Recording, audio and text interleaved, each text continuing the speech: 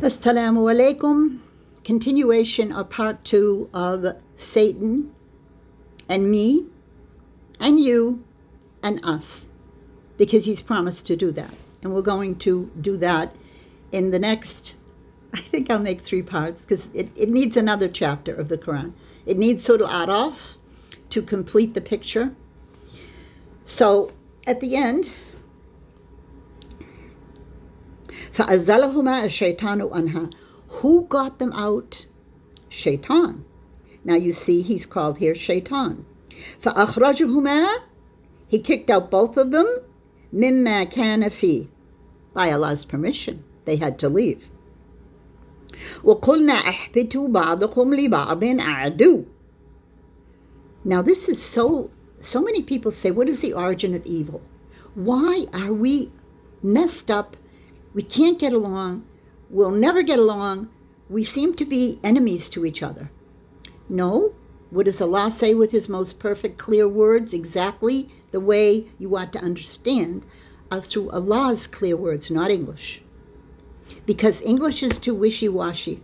It's too loosey-goosey. It's like you can argue and you can't prove anything.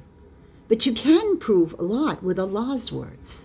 Because Allah says, when you get out, بَعْضُكُمْ لِبَعْدٍ عَدُوٌّ. Some of you will be enemies to others. However, that some of you, in the Quran in general, if you know it in general, Allah will often say, most of you don't believe. You hate the truth. You're not grateful, and you corrupt the earth. But when it's revealing what we are to each other, not necessarily our individual deeds and actions and intentions, etc., we're not all that. We certainly are not all that. And that's why, in the next video, we're going to do Surah Al-Araf, which most people present as Satan's conversation with Allah and promising Allah that he would destroy all of humanity. and Allah said, go ahead, try. Now, in my previous 2 lessons, not the immediate one that came before this, but the other 2, I did 2 other lessons along this same theme. So I'm going to put in the information, in the explanation, the 4 surah with the chapter numbers and the verse numbers, so that you can always keep them in a notebook. Here are the verses that talk about Satan battling with anything that's good or productive or suitable or helpful, or because he hates Allah and he hates to obey Allah, because he says he's better, not just humans and Adam, but I mean, how could you possibly think you can disobey Allah? You think you're better than Allah? Well, nobody would ever say that. But he's so tricky that he embellishes. It's called تزين لكم. He makes everything seem beautiful and fun, awesome, if it's a sin. And then he makes things that are helpful to you, like obeying Allah and reading Quran and living a clean, decent, sane life. He makes that seem, well, he can't make it seem anything but beautiful because he's tricky. But he makes it seem like you don't really have to. He makes it, I hate to describe him because it's just so creepy that he's so devious and he's clever. But he has no power. So we have to combine this knowledge with the all-perfect wisdom of Allah in saying, I'm going to put an authority on earth in my name, Khalifa. And immediately the reaction is, the angels were a little bit confused. They're not going to disobey, remember. But they just said, well, are you going to let somebody rule this earth? I mean, it's you, Allah. It's you that are ruling the earth, because they didn't really understand. And Allah said, I know what you don't know. Allah is going to put mankind, womankind slash, he's going to allow the humans some authority, of course, by his will and decree alone. So the angels in the beginning, I'm not so sure about this, but they would never disobey, remember. They had a state where they weren't quite ready to get it yet. And they said, you want to put those humans, and here we are?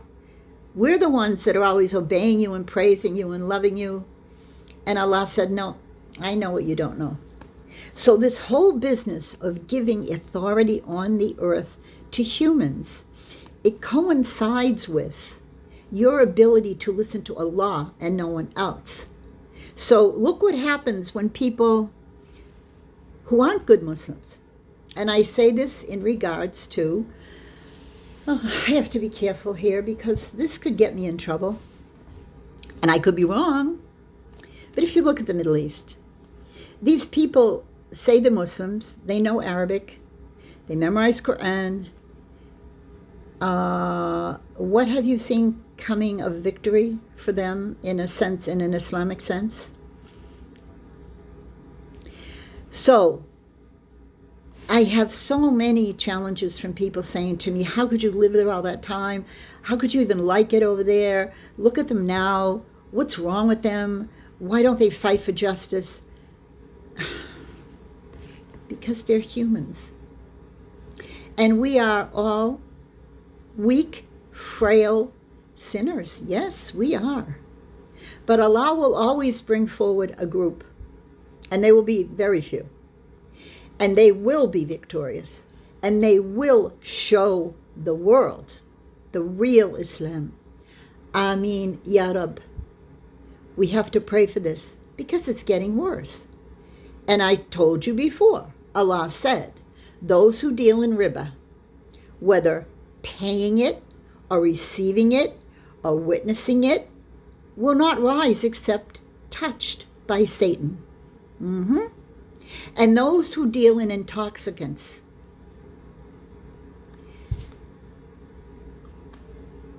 should I say it? Any kind of pharmaceuticals that cover over your conscious brain. Khamar. Khamar means to cover over something. It's not just alcohol. It's not just wine and whiskey. It's drugs. All drugs. We can say recreational drugs like heroin and cocaine and crack and meth, and I don't even want to talk about it. It's all drugs. So Satan has made a scenario where whenever you're not feeling quite right, take a pill. You can go to any pharmacy very easily now, and of course that's why they push the mass health and all that, health insurance. And you can either get free or for mere pennies, pills. And then you become addicted to them, and you don't feel right without them. You need them. This is satanic, satanic, satanic. When Allah has put on the earth, with the herbs, natural medicine, of course honey is mentioned in the Quran. But the best medicine you can do for yourself is to study your Quran and then do it. Well, most people will not. But that's not my mission here. My mission statement is, I'm teaching you what's in this book. I ask Allah to make it easy for you. I prod you to do it the way I did it. Get a translated Quran at first, then go over the Arabic, listen to the Arabic. I know most people aren't going to do this, but I have to now. I have to warn and advise and warn that we are in such dire straits. Fires, floods, landslides, volcanoes,